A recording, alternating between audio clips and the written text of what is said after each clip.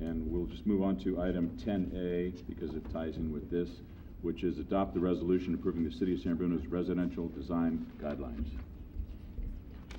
Staff. Thank you once again. As mentioned in the last report, Ordinance 1520 is what set the stage for how we reviewed developments in San Bruno for the past 20 years. The ordinance did a number of things well. I think what it did the best was reduce the size of overall mass. Before we had this ordinance, you were allowed to build by right with a building permit with 40% lot coverage up to 3 stories. So someone could essentially build 2,000 square feet on top of 2,000 square feet on top of 2,000 square feet. And there were a number of homes that almost did that, which triggered us to go through the process 20 years ago, which we created the Ordinance 1520. What it also did well is allow neighbors to give input in design and allow neighbors to understand what's going on within their neighborhood. Everyone within 300 feet of a home is noticed when something has to go through a use, when it has to go through a use permit. For the past several years, we also send out courtesy notices early on in the process to let people know that something's going on in their neighborhood so we could gather input early. And it has led to many significant changes. And I would say, over hundreds of homes over the last 2 decades have been changed for the better because of this process. But one thing that has been missing is something that lays out our design expectations ahead of time. There's been many times where we've changed things consistently through the process on a number of different applications. And one complaint that we hear from people, not only in San Bruno, but another number of cities is, hey, there's a moving target. I don't know exactly what you expect for design. And if I knew what it was, I'd design to that. But without knowing that, things change from city to city, and it ends up delaying the overall process by these back and forth design modifications. So I think that was the primary objective as we were developing this, that not only would the homes be designed better, but we would set up a better process for property owners in San Bruno. And I'm confident that the document that we're presenting to you tonight meets both of those objectives. And that's thanks to the process that we went through. I think the process that we went through with the steering committee and the joint study sessions really made for a good document.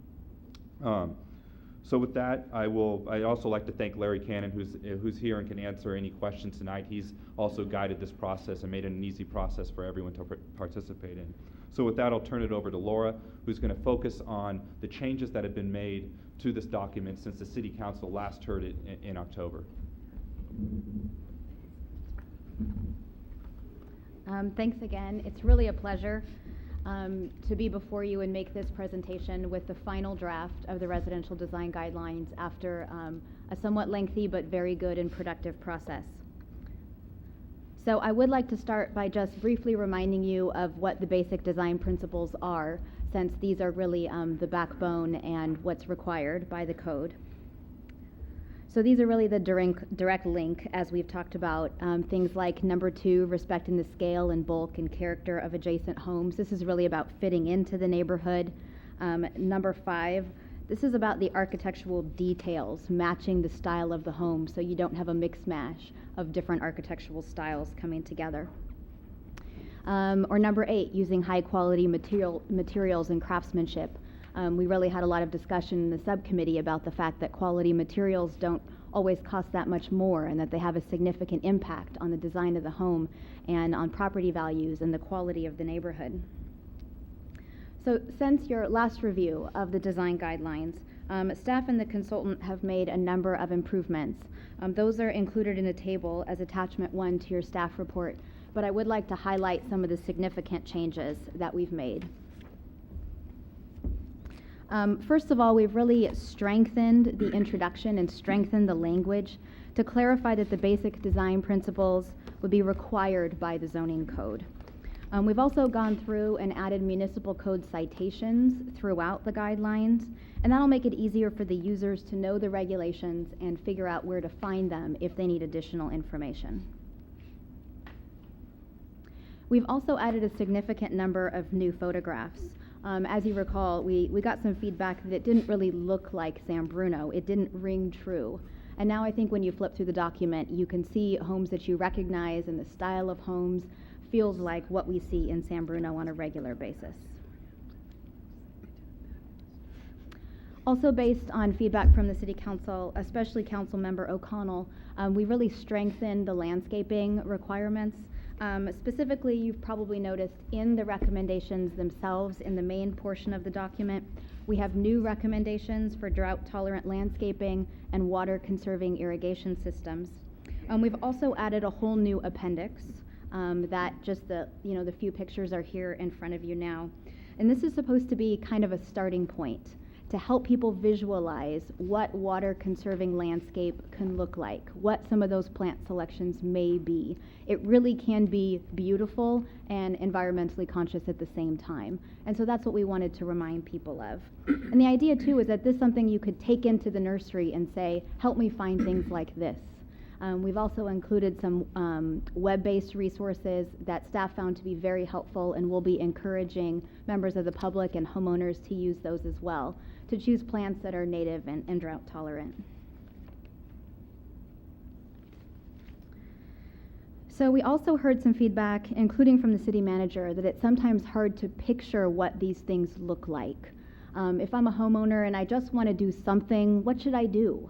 And so the idea came together for a new appendix that we've called Quick Fixes. And the idea here is to represent some smaller things, which are in the guidelines, and then a couple of before and after pictures, like what's on the screen for you today, to really help people understand that architectural details and color make a big difference in the appearance of the home, which I think we can all agree here. And that helps homeowners to understand what we're aiming for and a little bit more of how to do it.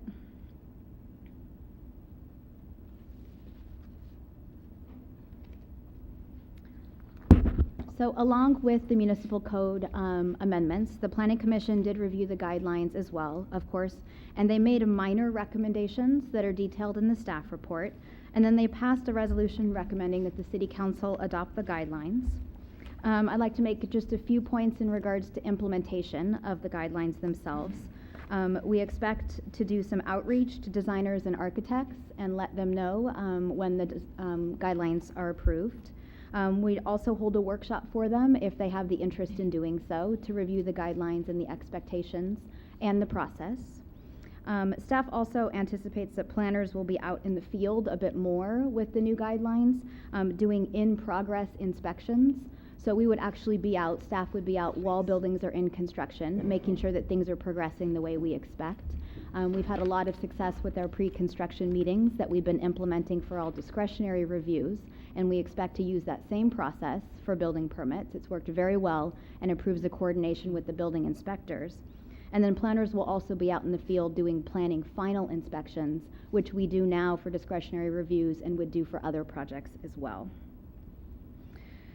So if you approve the guidelines this evening, staff has set up the schedule so that they would be effective on April 22nd, and so the municipal code changes and the guidelines would become effective at the same time.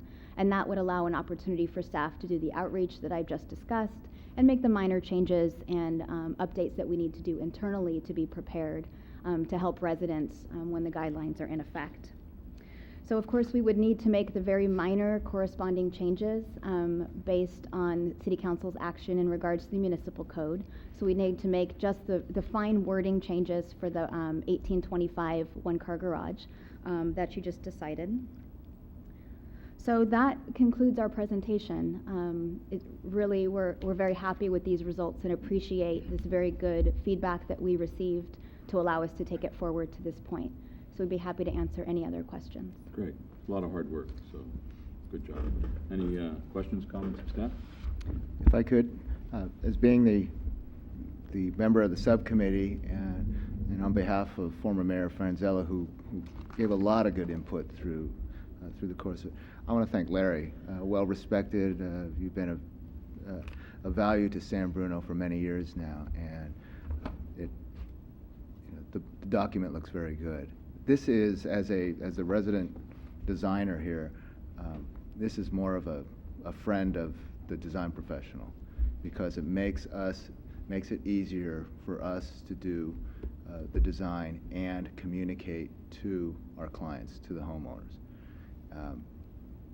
It makes it easier for staff and the Planning Commission, and I think that whole collaboration of committee with planning commissioners, longtime planning commissioners, and staff, and just working together and coming up with this long-awaited document. I remember Councilwoman O'Connell and I, 10 years ago, Yes. wanting to propose changes, just get a little more specific. And I think the best part of it is that everything that gets built, every change that happens in this community, in the residential area, will get scrutinized, and we'll have staff will have a better idea of what is good, what is good design. Not only the built environment, but also the landscaping. And it's, sometimes when there wasn't the use permits or the architectural reviews, was minor additions or something, who knows what you were going to get. So I think everything is going to be reviewed, and I really look forward to it. So I thank my colleagues, I thank the staff, and Larry, and looking forward to working with it. Any other questions or comments? I just want to say, I'm delighted with the before and after pictures you put in. It made everything so much clearer. And for us non-design people, it's so much easier to point, oh yeah, I want that. And I really appreciate the landscaping part, that you have in the agenda tonight. It's, again, this is just marvelous. Ken is right. We started at least, I think it's longer than 10 years ago. It was a long time ago that he and I came together and said we really want some things that we can point to and a better process, and now it's finally here. So this is very exciting to us. Thank you very much for all your hard work. Great. Action? You want to? I'd be delighted if I can introduce the resolution. Is that what it is? Or do you need a public hearing first? I'd be happy to introduce a resolution for adoption for design guidelines. Councilmember Ibarra. Aye. Councilmember Salazar. Aye. Councilmember O'Connell. Aye. Vice Mayor Ruane. Vice Mayor Medina. Aye. Mayor Ruane. Aye. You got 2 votes. Aye, aye. Thank you.